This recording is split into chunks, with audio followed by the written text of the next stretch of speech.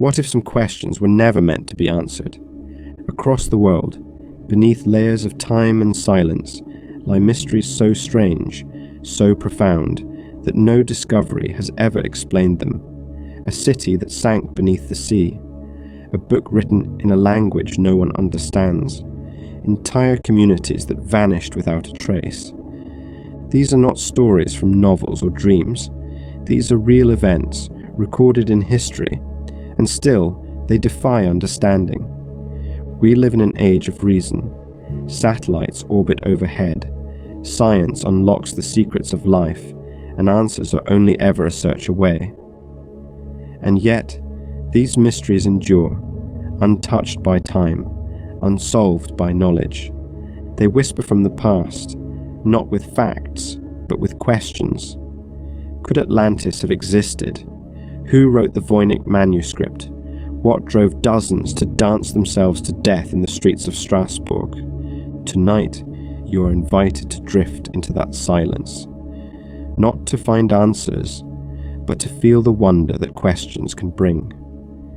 In this gentle journey through the greatest mysteries in history, we'll explore the strange and the sublime. From vanished colonies to desert lines only visible from the sky, from icy deaths on Russian slopes to the glowing splendor of a room that disappeared without a trace. Let these stories unfold like pages in a book no one can fully read. There is no need to solve them. Just listen, just imagine, just wonder. Because sometimes the most beautiful part of the story is not knowing how it ends. This is Drift Off to History, where we bring calm stories for curious minds.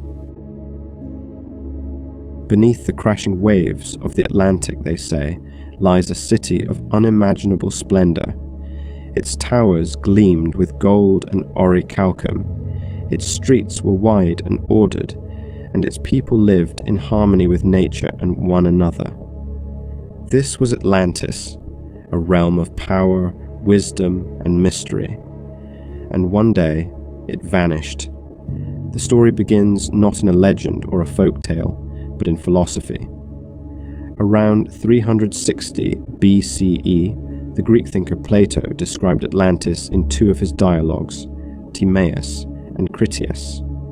He spoke of an advanced civilization that had existed 9,000 years before his own time. A mighty naval power beyond the Pillars of Heracles, in the great ocean that borders the known world.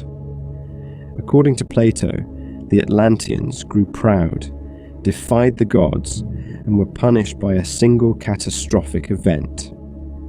In a single day and night, he wrote, the entire island sank into the sea.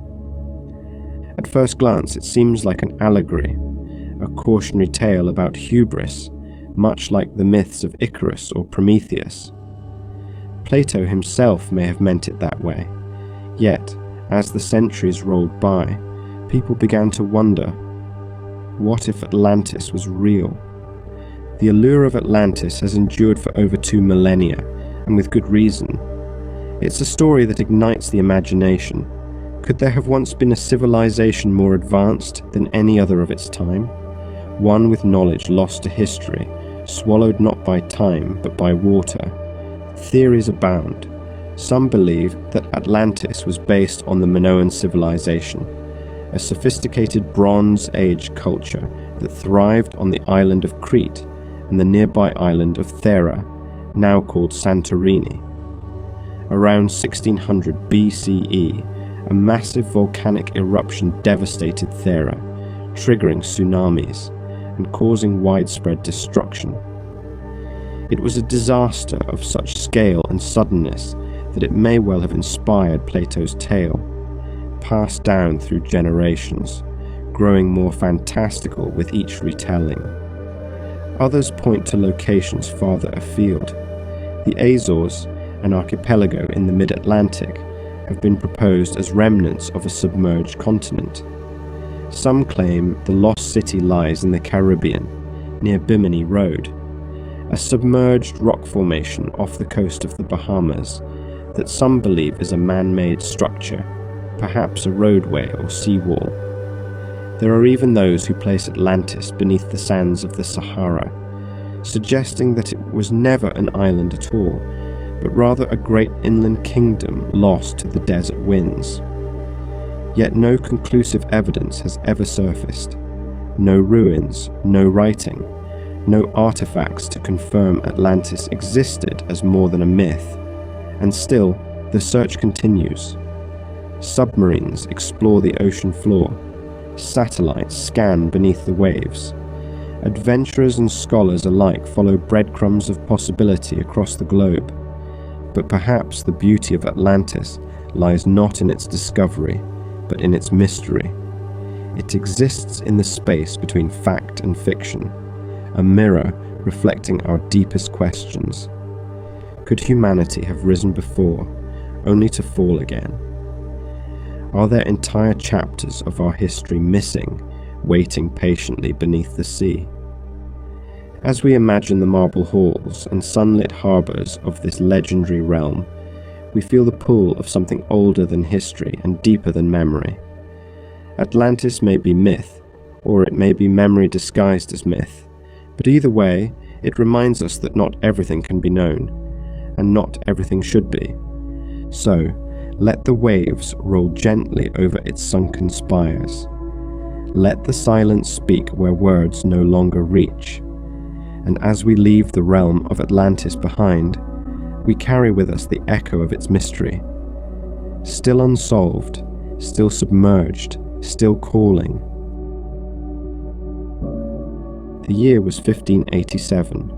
Across the vast Atlantic Ocean, a small group of English settlers arrived on the shores of Roanoke Island, off the coast of what is now North Carolina. They came with hope, with ambition, and with dreams of building a new life in an untamed land. It was the first attempt at a permanent English settlement in the New World. But when help finally returned 3 years later, the colony was gone. No bodies, no battle, no signs of struggle, just empty houses, dismantled fortifications, and a single word carved into a tree, Croatoan. It remains one of the greatest unsolved mysteries in American history. The story begins under the patronage of Sir Walter Raleigh, who had received a charter from Queen Elizabeth I to establish a colony in North America.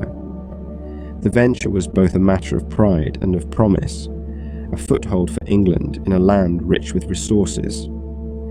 Led by John White, the settlers included not just soldiers and explorers, but families.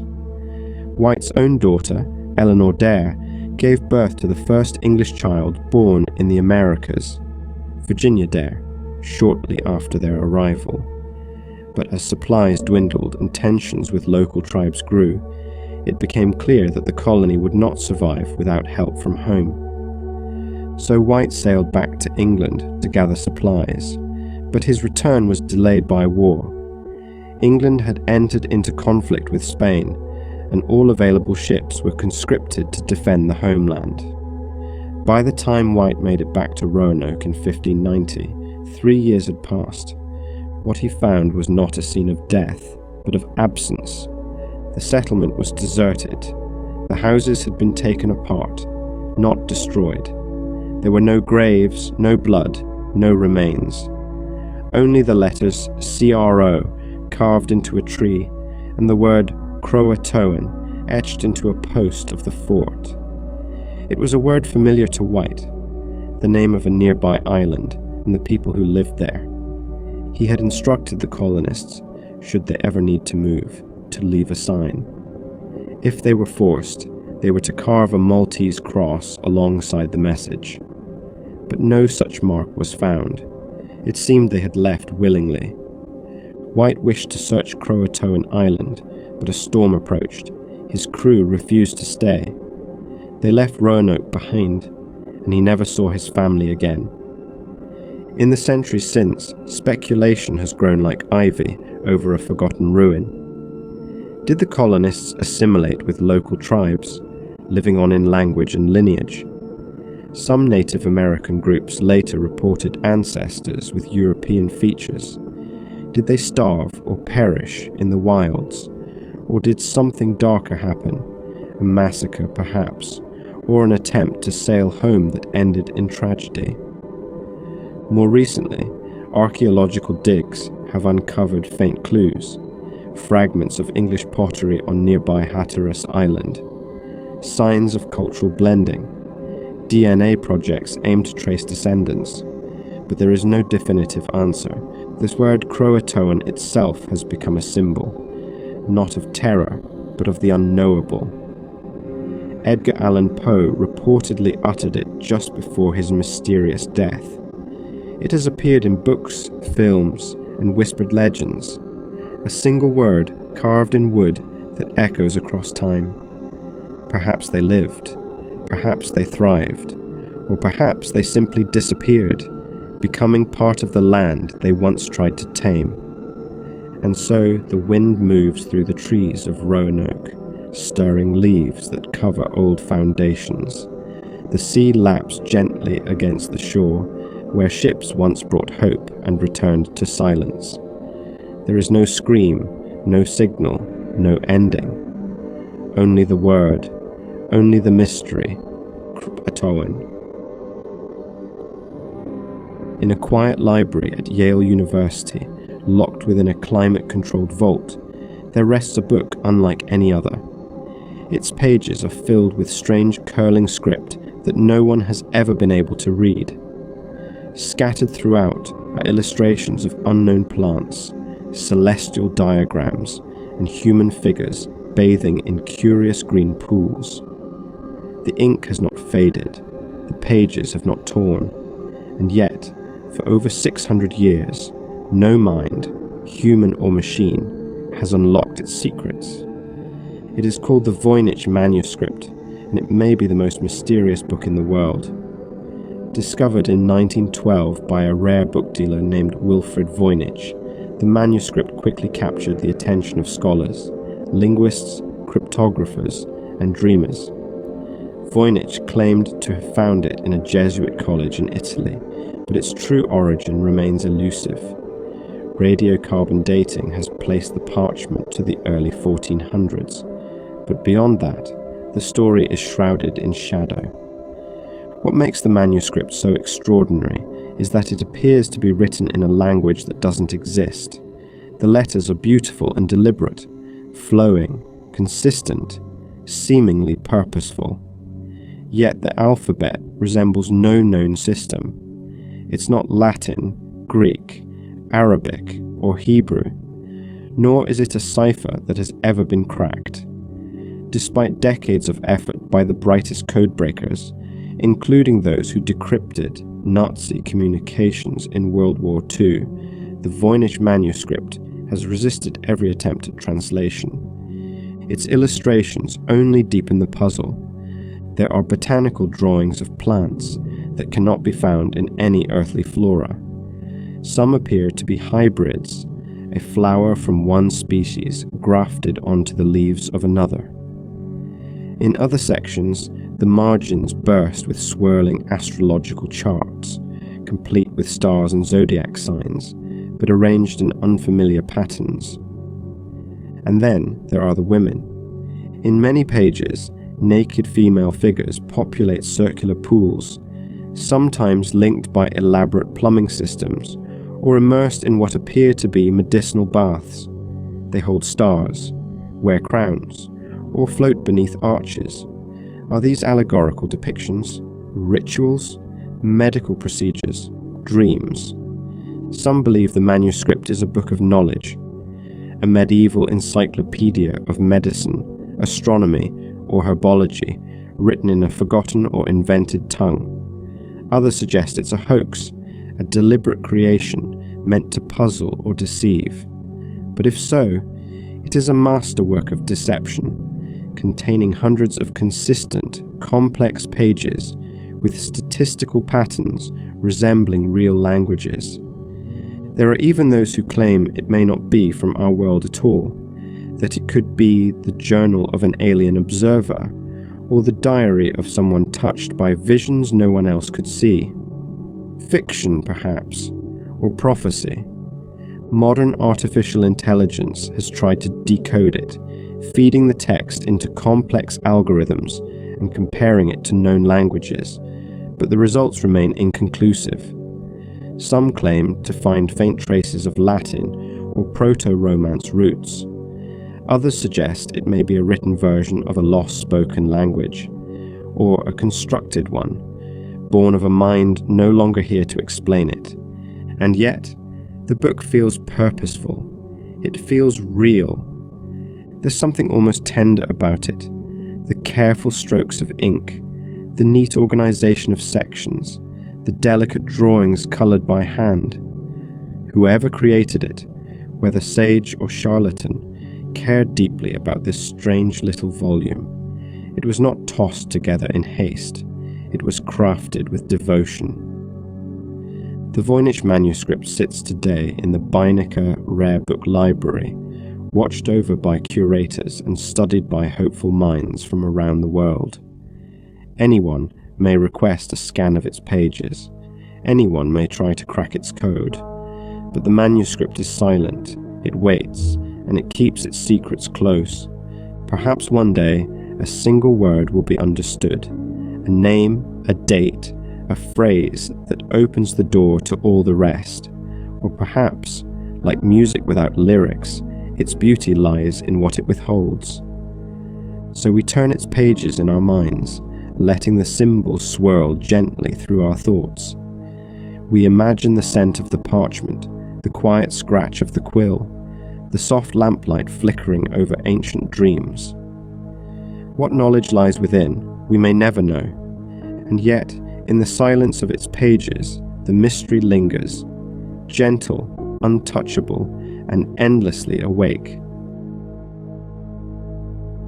It began with a single woman, in the sweltering summer of 1518, in the city of Strasbourg, then part of the Holy Roman Empire. A woman stepped into the street and began to dance. She swayed, twirled, and stamped her feet, not to music and not in joy, but with a strange frantic rhythm, and she would not stop. Her name may have been Frau Trophea, and within days she was no longer alone. One by one, others joined her. Dozens of people, men and women alike, taken by an invisible force, began to dance uncontrollably in the heat of the sun. They danced through the streets, their bodies trembling and soaked with sweat, unable to rest, unable to eat. There was no laughter, no celebration. This was not a festival. This was something else entirely, an affliction, a compulsion, a mystery. By the end of the month, over 400 people were said to be caught in the grip of this strange phenomenon. And then, they began to die. Exhaustion, heart failure, strokes. Their bodies, pushed beyond endurance, began to falter, yet the dancing continued. Even when the music was silent, even when the pain must have been unbearable, authorities were bewildered. At first, they believed the only solution was to let it play itself out. Musicians were hired to accompany the dancers, and a stage was built to give them space. But the symptoms worsened, and so the city reversed course. The music stopped. The dancers were gathered and taken to a shrine high in the Vosges mountains, a place of spiritual healing. There, some recovered. Others were never seen again. What could have caused such a bizarre and tragic event? Some modern scholars suggest mass psychogenic illness, a kind of collective hysteria brought on by extreme stress. Strasbourg at the time was gripped by hardship. Famine, disease, and deep spiritual anxiety weighed heavily on its people. In such conditions, minds can fracture in unison, creating shared delusions or unconscious behaviors. The dancing plague, they argue, was not a physical illness, but a psychological release, a cry for help that spread like wildfire. Others point to ergot poisoning, caused by a toxic mold that can grow on rye. consuming infected grain can induce hallucinations, seizures, and convulsions, similar to the symptoms of the afflicted dancers. It's a chilling possibility that a simple fungus born of damp and decay could have stirred a whole city into chaos. Then there are those who see something deeper, something spiritual, or even supernatural. Some believe the dancing plague was a form of religious ecstasy, an involuntary pilgrimage of the body. The people of Strasbourg lived in a world where saints, miracles, and curses were very real. Could they have been caught in a trance-like state driven by faith or fear? Or was it something darker, a possession, a curse, a punishment for hidden sins? Whatever the cause, the dancing plague eventually passed. The music stopped, the streets grew still, and the city moved on, as cities must. But the questions remain, lingering like the echo of distant drums. No other incident in history matches the scale and persistence of Strasbourg's dancing outbreak, though smaller episodes were reported elsewhere in Europe. And always, the same haunting image returns. People dancing, not with joy, but with agony, as if the body knew something the mind could not understand. It is easy to think of the past as simpler, less complicated, less strange. But history is full of moments that defy explanation, where the boundary between body and soul, between reality and belief, becomes blurred. And so we imagine the hot cobbled streets of Strasbourg, the fluttering of skirts, the stomp of bare feet, the eyes wide and unblinking. We imagine the quiet panic of neighbours watching loved ones spiral into motion, unable to intervene. We hear no music, but we feel the rhythm, steady, unstoppable, mysterious. Then, just as suddenly as it began, the dance is over, the spell breaks, silence returns. But somewhere in the deep recesses of time, the memory of that strange rhythm remains. And when we listen closely in the quiet of night, we might still hear the faint echo of footsteps, dancing for no reason at all.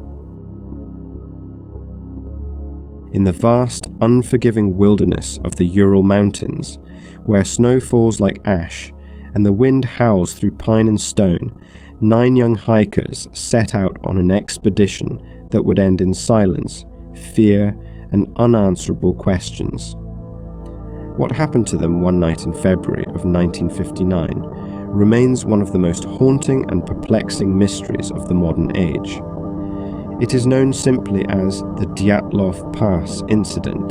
The group, all experienced mountaineers from the Ural Polytechnic Institute, was led by 23-year-old Igor Dyatlov. They had planned a challenging winter trek to Otor-10, a remote peak whose name in the language of the local Mansi people ominously translates to "don't go there." They never made it. When the team failed to return as expected, search parties were dispatched. What they found stunned investigators and still stirs unease decades later. The hiker's tent was discovered on a snow-covered slope, high on the side of Kholat Syakhl, Mountain of the Dead. It had been slashed open from the inside. Scattered footprints led down the slope, barefoot, some only in socks, others in a single shoe, vanishing into the forest below. There, beneath a tree, the bodies of 2 men were found. They were barefoot, dressed only in their underwear. A fire had been lit nearby, its embers cold. The branches above were broken, suggesting someone had tried to climb or escape. Soon, more bodies were discovered, spaced out along the slope, as if they had tried to return to the tent. Some showed signs of hypothermia, others of blunt trauma. But it was the last 4 hikers, found 2 months later in a ravine, that deepened the mystery. 1 had a fractured skull, 2 had broken ribs, not from falling, but from an unknown force. One woman was missing her tongue and eyes. Yet there were no external wounds consistent with violence. Their clothing was radioactive. And the final eerie detail, some of their clothes had been taken from the dead, perhaps in desperation against the cold. What could have caused 9 seasoned hikers to flee their shelter in the dead of night, in sub-zero temperatures, without proper clothing? Why tear open the tent from within? What force drove them into the darkness? Speculation has swirled ever since. One theory suggests a sudden avalanche, that the group, hearing rumbling snow, panicked and fled, but the slope was shallow and no clear evidence of an avalanche was found. Another posits infrasound, low-frequency vibrations caused by wind passing over the mountains. Some believe this may induce panic, nausea, and disorientation, triggering an irrational flight response. Still others propose a secret military accident. The region was used for weapons testing, and some suggest the hikers witnessed something they were not meant to see. The radioactive clothing, the trauma, the hurried evacuation, all might hint at a classified disaster. There are stranger theories too. UFOs, Yeti, paranormal forces. Some believe the hikers encountered something otherworldly, something beyond human understanding. These ideas are often dismissed, yet they persist, as mysteries do, when no clear answers are offered. In 2019, Russian authorities reopened the investigation. The official conclusion: an avalanche triggered by a rare slab shift. But many remain unconvinced. The physics of such an event, they argue, don't align with the scene, and so the questions remain, frozen like the mountain itself. We imagine the cold air stinging their faces, the sky a curtain of stars above the snow. We picture them inside the tent, a sudden sound, a moment of fear, a decision to flee that none would survive. Were they hunted? Were they terrified? Or was it the cold itself that confused and unmade them? In the decades since, Dyatlov Pass has become a place of pilgrimage, not just for hikers, but for seekers of truth. A memorial stone bears their names. Flowers are laid in the snow, and at night the wind still whispers through the trees, across the pass, and over the graves of 9 lives lost to something we cannot explain. Whatever happened on that icy slope, it left no survivors, only footprints, broken bodies, and a silence that has never been broken. In the gaslit alleys of Victorian London, where the fog curled low and footsteps echoed like whispers, a phantom stalked the night. He killed with precision, vanished without trace, and signed his letters, if they were truly his, with a name that would never be forgotten: Jack the Ripper. To this day, he remains one of the most infamous and elusive figures in criminal history. A killer whose true identity has never been proven, and whose story continues to stir both fascination and unease more than a century later. It began in the late summer of 1888 in the Whitechapel district of London, a place of poverty, overcrowding, and despair. The victims were women, all of them vulnerable, many of them living on the margins of society. The murders were brutal, methodical, and unlike anything the police had seen before. Mary Ann Nichols, Annie Chapman, Elizabeth Stride, Catherine Eddowes, Mary Jane Kelly. Their names are known, their stories tragic, but the man who took their lives, he remains a ghost. He struck swiftly and silently, often in the small hours before dawn. His crimes were marked by gruesome mutilations, and in some cases, surgical precision, fueling theories that he may have been a doctor or butcher. The final victim, Mary Jane Kelly, was found in her own room. her body so savagely disfigured that even hardened investigators struggled to describe the scene. Panic gripped the city. Newspaper headlines blared with speculation. Crowds gathered at murder sites, desperate for answers. And then came the letters. Some were hoaxes, likely written by pranksters or opportunists. But a few stood out. One, addressed Dear Boss, signed off with a chilling nickname, Jack the Ripper. Another, known as the From Hell letter, arrived with a piece of a human kidney, possibly removed from one of the victims. Whether the letters were truly written by the killer remains a point of debate, but the name stuck. Jack the Ripper had entered legend. The police, overwhelmed and unequipped, launched an investigation that was vast and chaotic. They interviewed hundreds, arrested dozens, and compiled detailed dossiers. But the killer slipped through their fingers like smoke.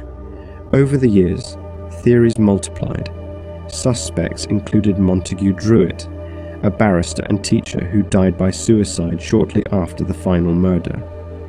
Others pointed to Aaron Kosminski, a Polish immigrant who was later institutionalized.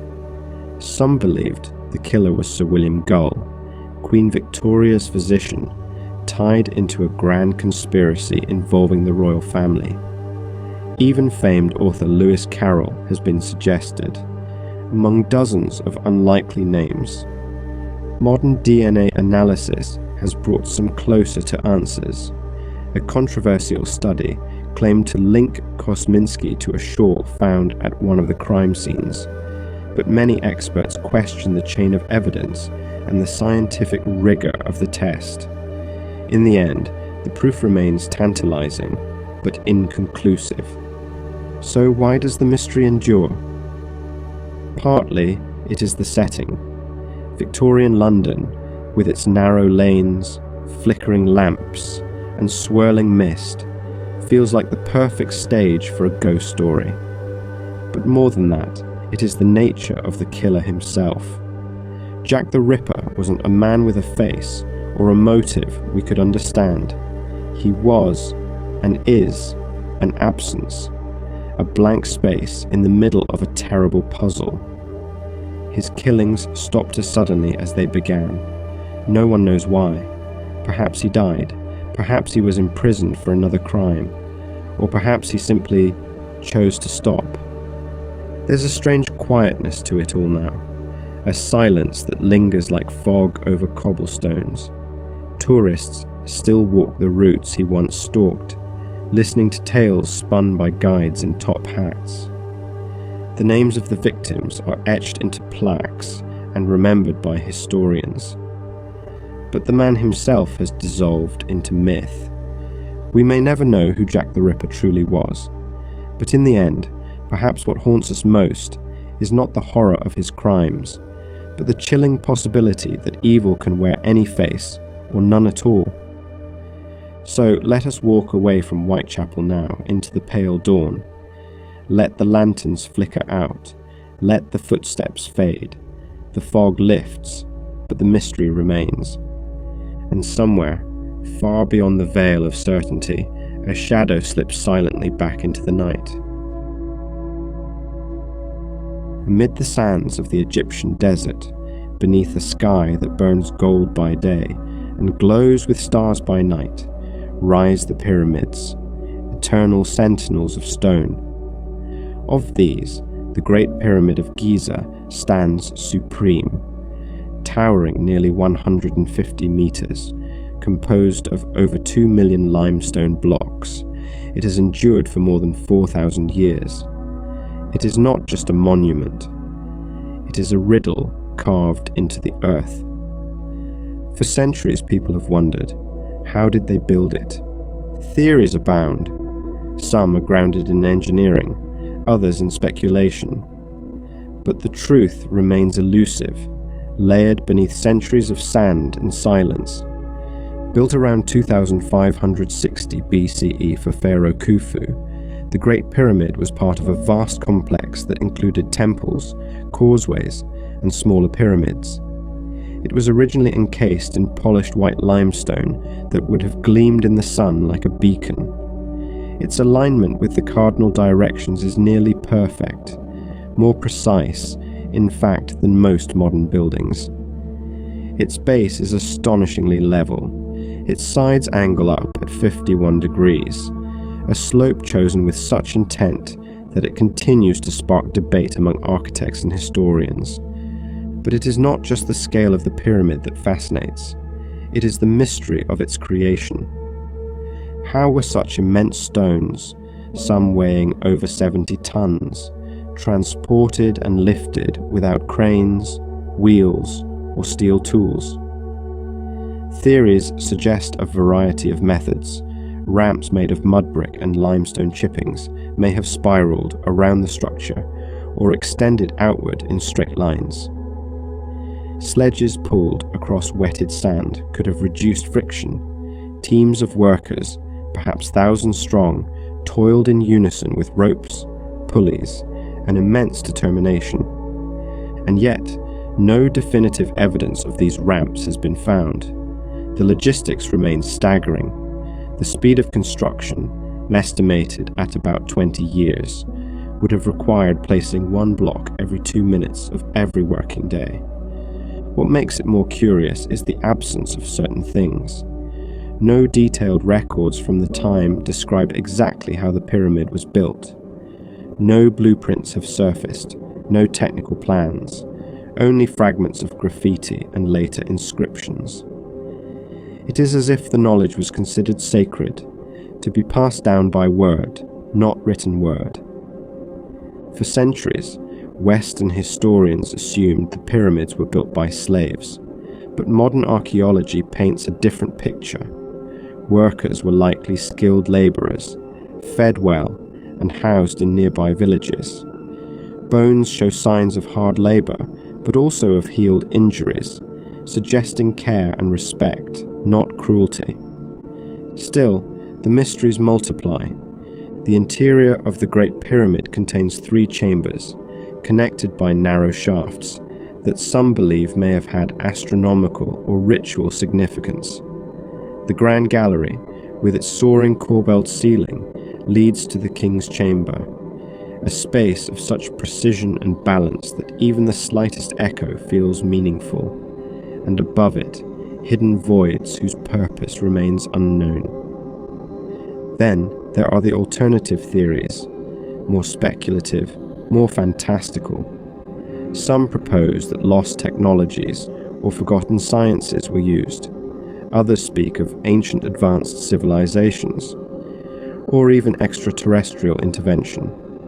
These ideas are not supported by mainstream archaeology, yet they persist because the pyramid invites wonder. Its very presence seems impossible.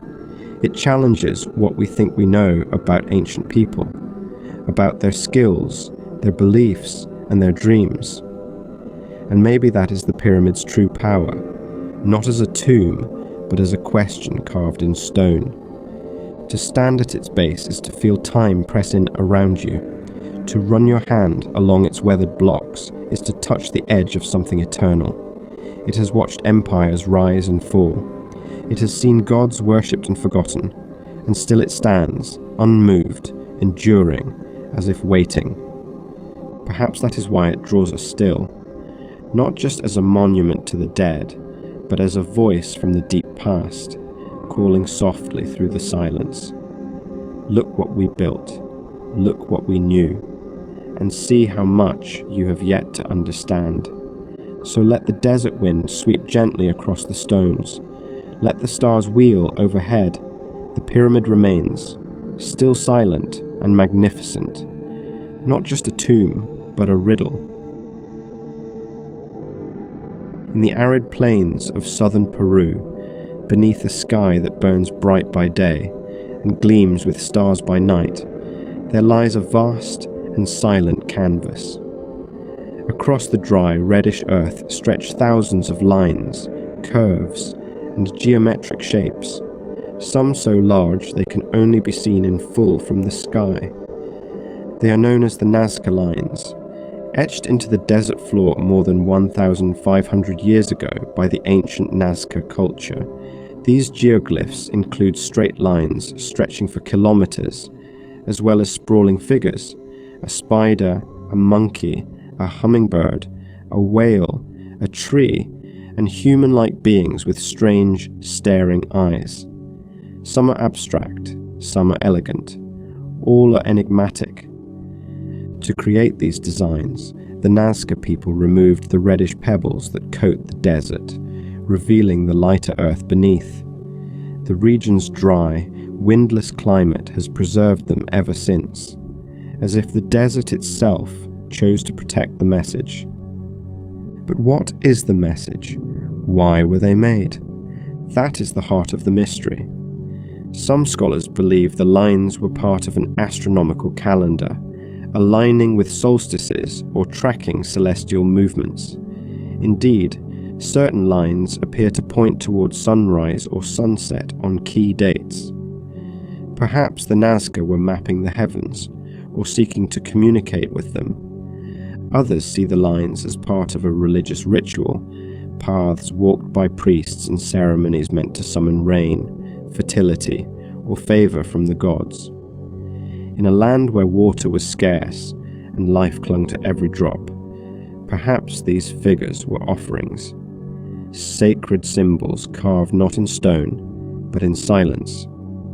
Another theory suggests they were linked to water sources, with lines tracing underground aquifers or connecting key ceremonial sites. Still others see them as mythological maps or pilgrimage routes, guiding the faithful across the desert towards something sacred. And then, there are the more fantastic ideas.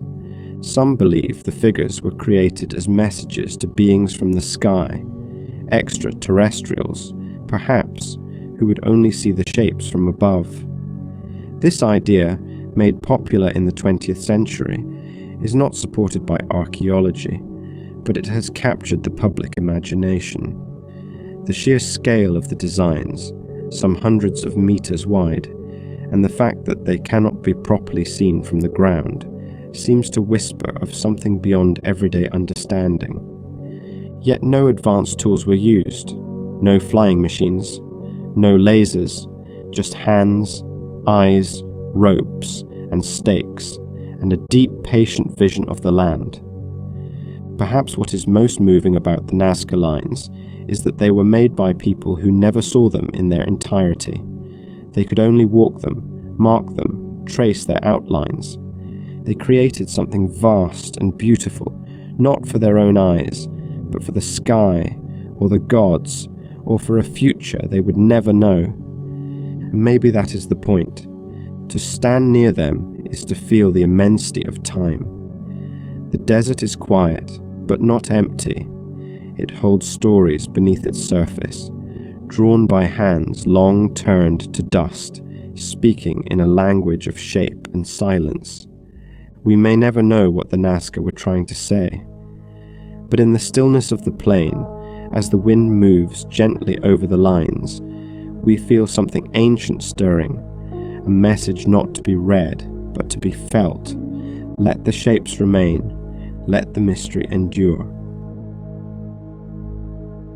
In the quiet countryside of medieval England, in a village nestled among the green fields and hedgerows of Suffolk, a most unusual tale began to circulate.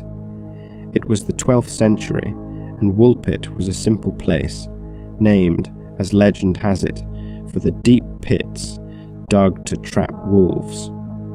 But it is remembered today not for wolves, but for two strange visitors who, one day, appeared from nowhere. They were children, a boy and a girl, and their skin was green. They spoke no recognizable language.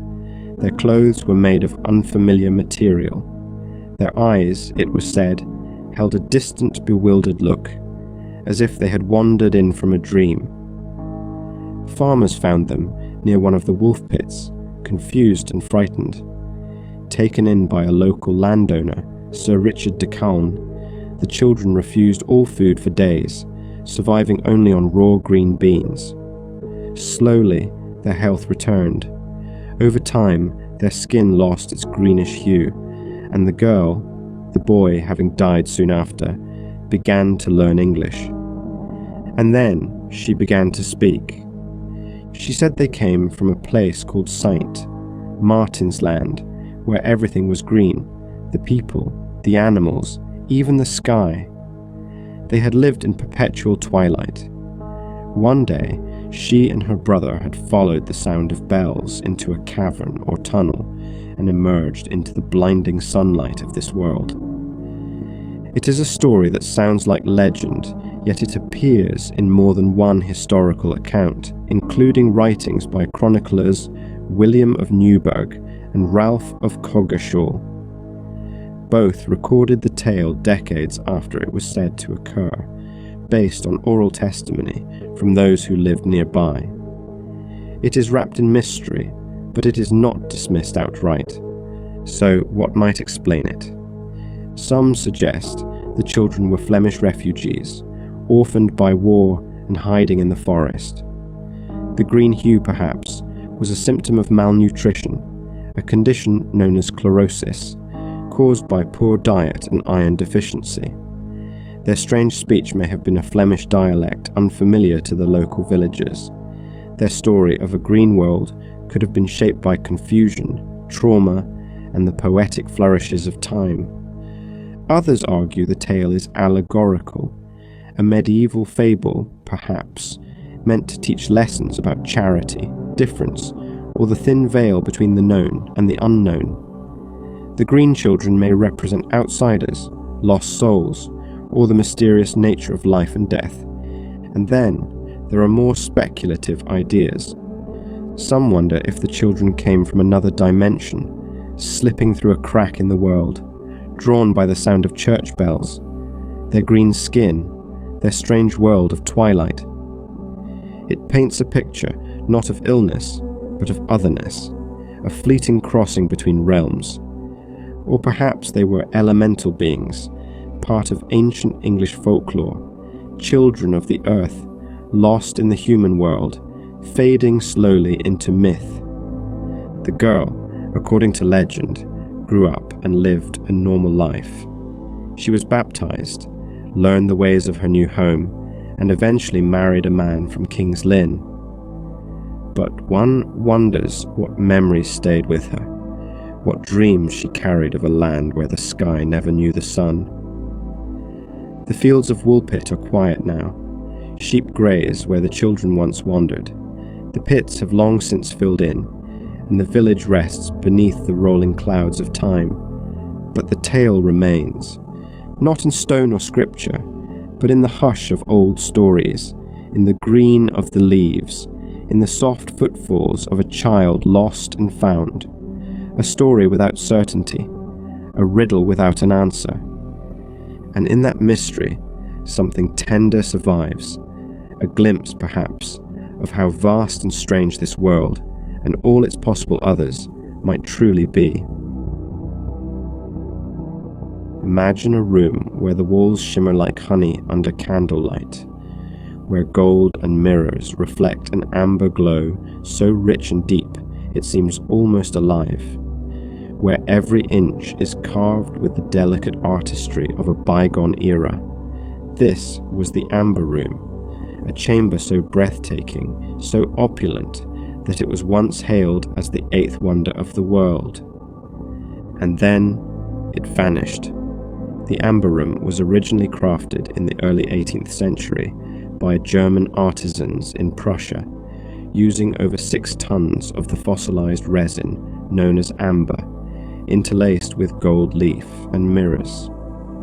Its panels, warm and translucent, were intricately carved and assembled with exquisite precision. In 1716, it was gifted by the King of Prussia to Peter the Great of Russia, a gesture of diplomacy and friendship. The room was then installed in the Catherine Palace near St. Petersburg, where it was expanded and admired for over 200 years. Visitors who stepped inside described it not as a room, but as an experience, glowing with the golden light of ages, rich with symbolism and splendor. It was not just a symbol of wealth, but of cultural pride, a masterpiece of craftsmanship and history. And then came World War II. In 1941, as Nazi forces invaded the Soviet Union, curators at the Catherine Palace tried to dismantle and hide the Amber Room. But the fragile panels proved too delicate to move quickly. With little time, they were left behind, covered hastily with wallpaper in the hope of disguising them. It didn't work. German soldiers found the room, dismantled it piece by piece, and transported it to Königsberg, now Kaliningrad, where it was reassembled in the city's castle museum. There, it was put on display, briefly, before being hidden again as the tides of war turned. Then, it was gone. When Soviet forces captured Königsberg in 1945, the Amber Room had vanished. The castle was damaged by bombing, then later demolished by the Soviets. No trace of the panels was ever officially found. The glowing walls of amber, once admired by kings and tsars, had melted into legend. What happened? Some believe the room was destroyed during the Allied bombing of Königsberg, burned to ash, lost forever. Others suggest it was packed into crates and hidden in underground bunkers, mine shafts, or aboard ships sunk in the Baltic Sea. There have been rumors, fleeting sightings, whispered hints, even false panels and forgeries, but no confirmed discovery. Expeditions have searched lakes, tunnels, and ruins. In the 1990s, a single mosaic panel, believed to be part of the original Amber Room, surfaced in Germany. It now rests in the Catherine Palace, a glowing fragment of what once was. Still, the rest of the room has never been found.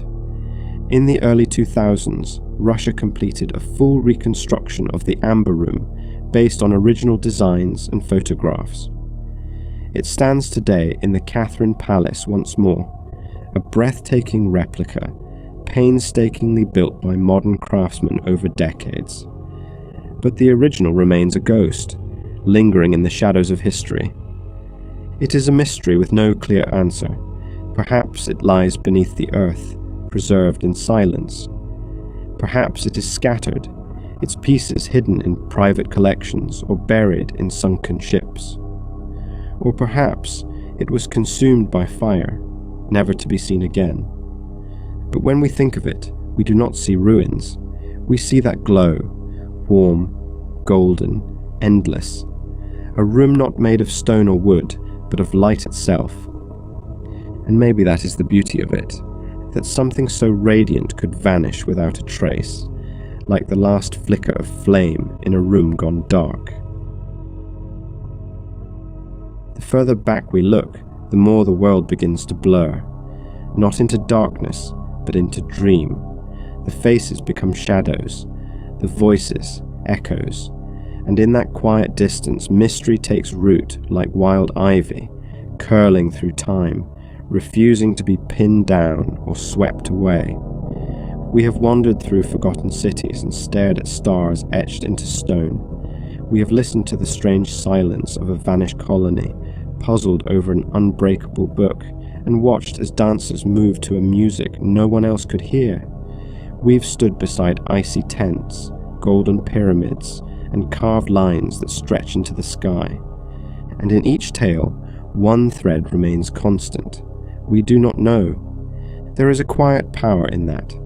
In a world that often demands certainty, where answers are mapped and measured, and everything must fit neatly into place, mystery invites us to pause, to wonder, to accept that not everything can be known, and not every story can be solved.